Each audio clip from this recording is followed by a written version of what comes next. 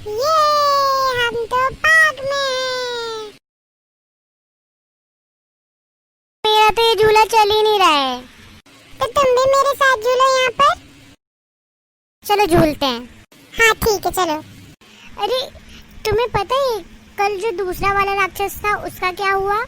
कौन सा राक्षस? अरे वही, अरे दूसरा वाला राक्षस था, उसका कुछ ऐसे ही नाम था। हाँ याद है, उसका नाम था अरे उसका नाम ये नहीं था, उसका नाम था पता नहीं। तो ऐसा करते हैं, दादू के पास चलते हैं, दादू बताएंगे। हाँ मुझे भी जानना है कि उस दूसरे राक्षस का क्या हुआ। तो चलो दादू के पास चलते हैं। हाँ चलो चलो। देखो हो रही दादू। हाँ चलो चलो चलते हैं। दादू दादू दादू दादू, हमको ना उस राक्षस की कहानी सुननी है। अरे कौन से राक्षस की कहानी सुननी है तुम्हें? अरे वही राक्षस जिसका नाम था हरिण्य। हाँ दादू, मुझे भी वही हरिण्य की कहानी सुननी है। अरे वो हरिण्य नहीं है, वो हिरण्यकश्यप है। हाँ वही वही। अच्छा तो सुनाता हूँ, लेकिन पहले बैठो आराम से। जी दादू। तो सुनो, ये भगवान विष्णु के चौथे अवतार की कहानी है, जिसमें उन्होंने नरसिंह का अवतार लिया है। तो अब आगे सुनो। जब हिरण्याक्ष मर गया था तो उसके बड़े भाई हिरण्यकश्यप को ये सब कुछ देखकर बहुत गुस्सा आया और उसने भगवान श्री विष्णु जी से बदला लेने की ठान ली।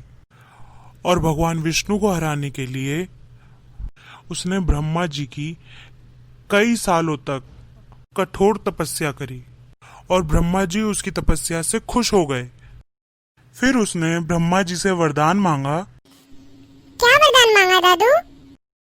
जो कोई सोच भी नहीं सकता था, ऐसा वरदान मांगा उसने। ऐसा क्या मांगा था उसने दादू? उसने मांगा था, न घर के बाहर न घर के अंदर, न दिन में न रात में, न पानी में न धरती पर, न अस्त्र से न शस्त्र से, न मानव न जानवर, मुझे इस संसार में कोई मार ना सके। और ब्रह्मा जी ने उसको ये वरदान दे दिया और ये वरदान पाते ही उसने पूरी धरती पर हाहाकार मचा दिया। दादू ये हाहाकार क्या होता है? हाहाकार का मतलब होता है कि किसी को परेशान करना, उसको उसकी मन की ना करने देना। ओह अच्छा, ये तो वो बहुत गलत कर रहा था। हाँ बेटा, अब आगे सुनो। यहाँ तक कि उसने भगवान श्री विष्णु जी की पूजा करने के लिए भी मना कर दिया था। ऐसा क्यों किया उसने दादू? क्योंकि वो खुद को भगवान समझता था और वो चाहता था कि सब उसी की पूजा करें। परंतु उसका खुद का बेटा, जिसका नाम प्रहलाद था, वो भगवान श्री विष्णु जी का बहुत बड़ा भक्त था और हिरण्यकश्यप भगवान विष्णु जी से बहुत नफरत करता था। और जब उसको ये पता चला कि उसका खुद का बेटा भगवान श्री विष्णु जी का बहुत बड़ा भक्त है, फिर क्या हुआ दादू?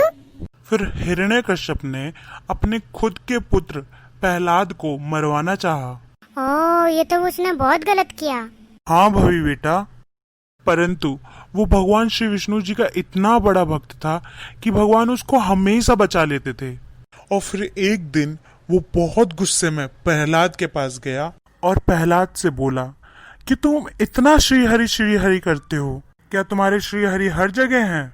तो प्रहलाद क्या बोला दादू? तो प्रहलाद बोला, हाँ श्री हरि हर जगह हैं। फिर हिरण्यकश्यप ने प्रहलाद से पूछा, क्या तुम्हारे श्री हरि इस खंबे में भी हैं?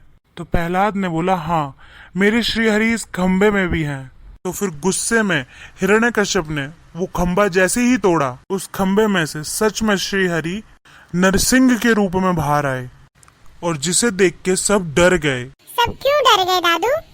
क्योंकि नरसिंह अवतार में उनका सर शेर का और उनका शरीर मानव का था और वो बहुत ही गुस्से में थे।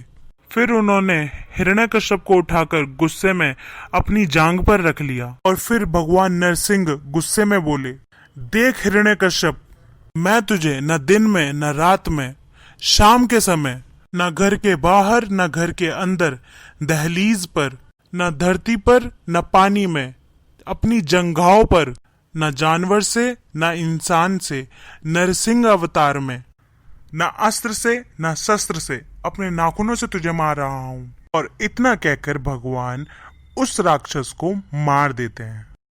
तो इससे तुम्हें क्या शिक्षा मिली भवि और शौर्य? पहले मैं बताऊं दादू? हाँ बताओ शौर्य बेटा। हमें भगवान की हमेशा पूजा करनी चाहिए ताकि वो हमें बुरे लोगों से बचाए। अरे वाह। और भवि बेटा तुम्हें क्या शिक्षा मिलती है? ये कि हमें कभी भी अपनी शक्तियों पर घमंड नहीं करना चाहिए और ना ही उनका कभी गलत उपयोग करना चाहिए। अरे वाह, तुम दोनों तो बहुत समझदार हो। तो आज की कहानी यहीं पे खत्म होती है। अब चलो घर चलते हैं। जी दादू। तो दोस्तों, जैसे शौर्य और भवि ने अच्छी अच्छी बातें बताई, ऐसे ही हमें भी उन बातों को मानना चाहिए। तो दोस्तों, रोज ऐसी नई नई कहानियाँ सुनने के लिए आप हमारे चैनल को लाइक, सब्सक्राइब और शेयर जरूर करें। अच्छा, तो मैं चलती हूँ।